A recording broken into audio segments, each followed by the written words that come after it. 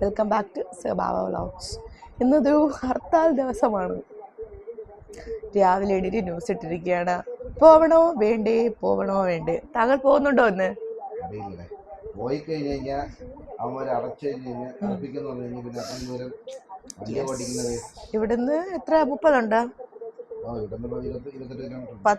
28 kilometre ഉണ്ട്.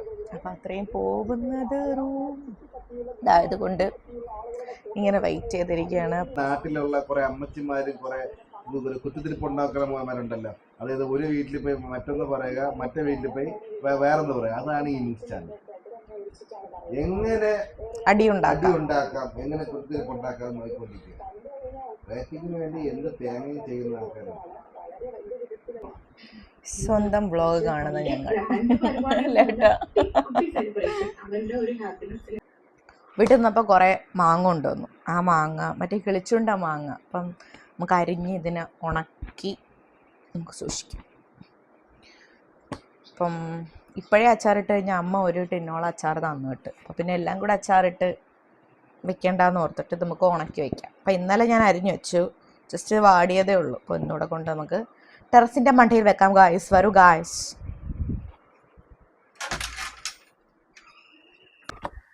നീലക്കയിലിൻ്റെ കാര്യം ഞാൻ പോകുന്നിടത്തെല്ലാം വരും. ഇന്നലെ മഴ പെയ്ത് നോക്ക്. നമ്മൾ ചൂട് കാരണം ഇവിടെ എന്താ തന്നെ പറയാ,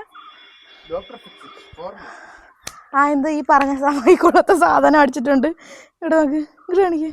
ഈ പറഞ്ഞ വായിക്കൊള്ളാത്ത സാധനം അടിച്ചിട്ടുണ്ട്. ഒന്ന് കാണാൻ വയ്യ, ഭയങ്കര വെട്ടം അടിക്കുന്നു. റിഫ്ലക്ഷൻ അടിച്ചിട്ട് ദിസ് ഈസ് മൈ വെജിറ്റബിൾ. എൻ്റെ സ്വന്തം വെജിറ്റബിൾസാണ്. വെജിറ്റബിൾസ് വസുവിൻ്റെ.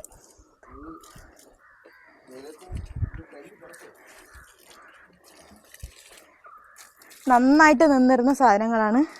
3 ദിവസം വീട്ടിൽ പോയി നിന്നതിൻ്റെയാണ് ഈ മുരണ്ട എല്ലാം.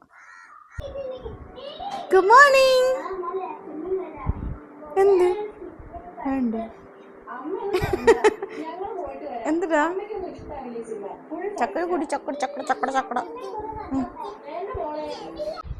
അങ്ങനെ എല്ലാവരുടെയും ചായ കൂടിയൊക്കെ കഴിഞ്ഞു. ഏട്ടൻ പോകുന്നില്ല എന്ന് ഉറപ്പിച്ചു. അവരുടെ ബാങ്കൊക്കെ ക്ലോസ് ചെയ്യിപ്പിച്ചു. അതിനെക്കൊണ്ട് ഏട്ടൻ പിന്നെ പോയില്ല. വെറുതെ അവിടം വരെ പോകേണ്ട ആവശ്യമില്ലല്ലോ. അവിടെ നിന്ന് അവർ വേറെ അടുത്തുള്ള സ്റ്റാഫ് വന്നിട്ട് തന്നെ അവിടെ ക്ലോസ് ചെയ്തു തന്നു. പിന്നെ ഞാൻ ബ്രേക്ക്ഫാസ്റ്റ് ഉണ്ടാക്കാൻ കയറി. ബ്രേക്ക്ഫാസ്റ്റ് നമുക്ക് ദോശയും ചട്നിയുമായിരുന്നു ബ്രേക്ക്ഫാസ്റ്റിന്.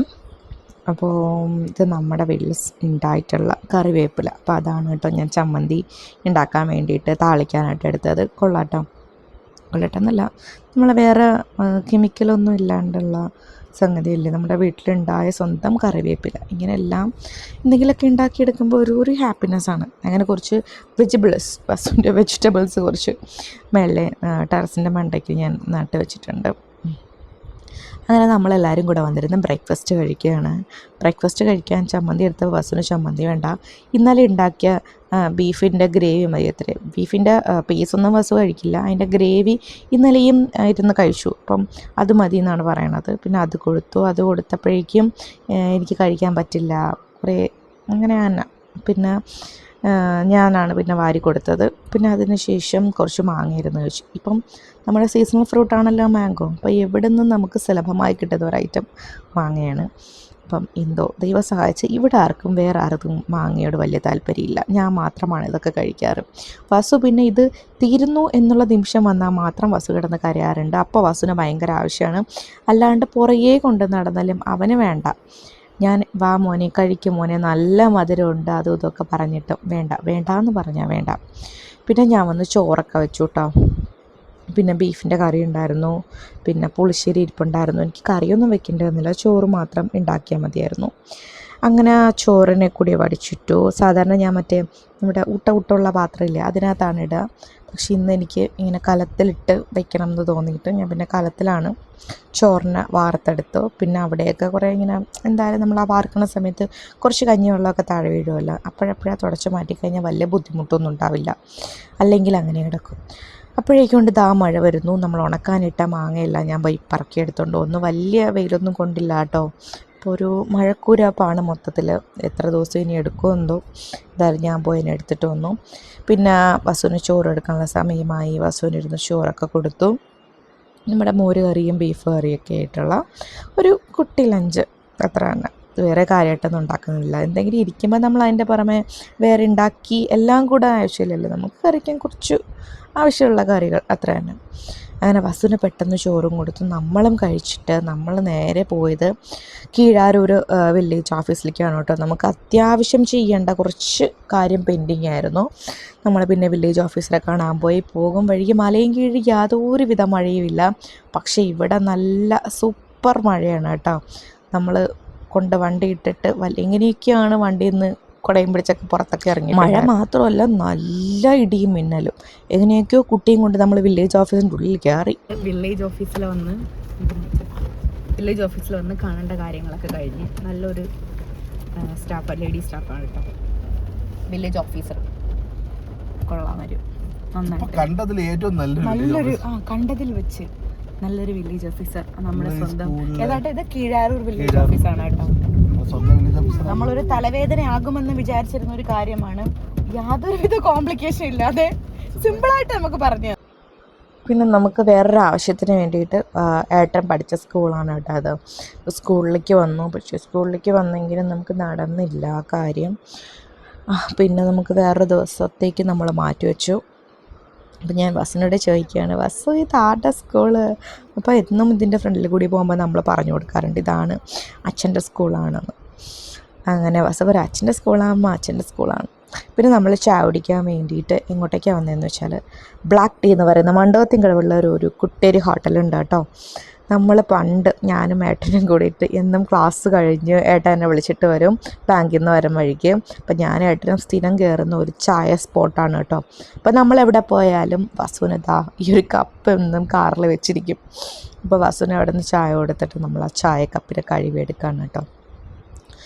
അങ്ങനെ ചായയും കുടിച്ച് നേരെ നമ്മൾ വീട്ടിലേക്ക് പോവുക. ഇനി വേറെ എവിടെയും കയറുന്നില്ല. ഒന്നാമത് ഹർത്താലാണ്. നമ്മൾ ഇറങ്ങില്ലായിരുന്നു. ഇങ്ങനൊരു നമുക്ക് അത്യാവശ്യം നമുക്ക് മാൻഡേറ്ററി ആയിട്ടുള്ള കാര്യമായതുകൊണ്ടാണ് നമ്മൾ പുറത്തേക്ക് ഇറങ്ങിയിട്ടുണ്ടായിരുന്നത്. അതും ഒരു 3 മണിക്ക് ശേഷമാണ് നമ്മൾ വീട്ടിൽ നിന്ന് പുറത്തിറങ്ങിയത്.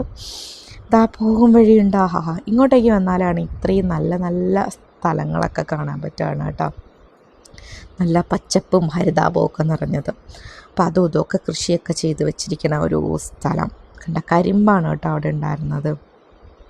ഇതിൻ്റെ സ്ഥലത്തിൻ്റെ പേരാണ് അമ്പലത്തിൻകാല. ഈ അമ്പലത്തിൻകാലയിൽ ഞാനായിട്ട് ചെറിയൊരു കണക്ഷനുണ്ട്. രക്ഷകനായി ഞാൻ വന്നെങ്കിലും അന്ധകനായി മാറിയ സ്ഥലം.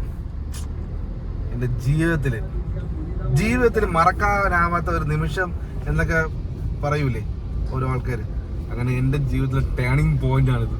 ഒടുക്കത്തെ ടേണിംഗ് പോയിന്റ്. ഞാൻ മിണ്ടാതിരിക്കല്ലോ, അല്ലെങ്കിൽ ഞാൻ ബാക്കിരുന്ന് പറഞ്ഞു. നമുക്ക് മിണ്ടാതിരിക്കാം, അതാണ് നല്ലത്. നമ്മളെവിടാ ആരുമല്ലേ, നമുക്കിവിടെ റോളില്ല. അങ്ങനെ നമ്മളെ വീട്ടിലൊക്കെ വന്നു. വീട്ടിലേക്ക് വന്നതിന് ശേഷം ഫോണ് കിട്ടാൻ വേണ്ടിയിട്ടുള്ള സ്നേഹപ്രകടനമാണ് ഈ കാണുന്നത്. ഫോൺ കൊടുക്കില്ല എന്ന് പറഞ്ഞതിനാണ് എന്നെ ഈ തലങ്ങും വിലങ്ങും ഉമ്മ വെച്ചുകൊണ്ടിരിക്കുന്നത്. എന്താ സോപ്പിടലും. അങ്ങനെ അത് കഴിഞ്ഞപ്പോൾ ഇവർക്ക് ജ്യൂസ് വേണമെന്ന് പറഞ്ഞു. പിന്നെ ഇവർക്ക് ജ്യൂസൊക്കെ ഉണ്ടാക്കി കൊടുത്തു. അപ്പോൾ സമയം ഒരു 6 മണി ആയിട്ടുണ്ടായിരുന്നു. ഒരു മാംഗോ ജ്യൂസ്.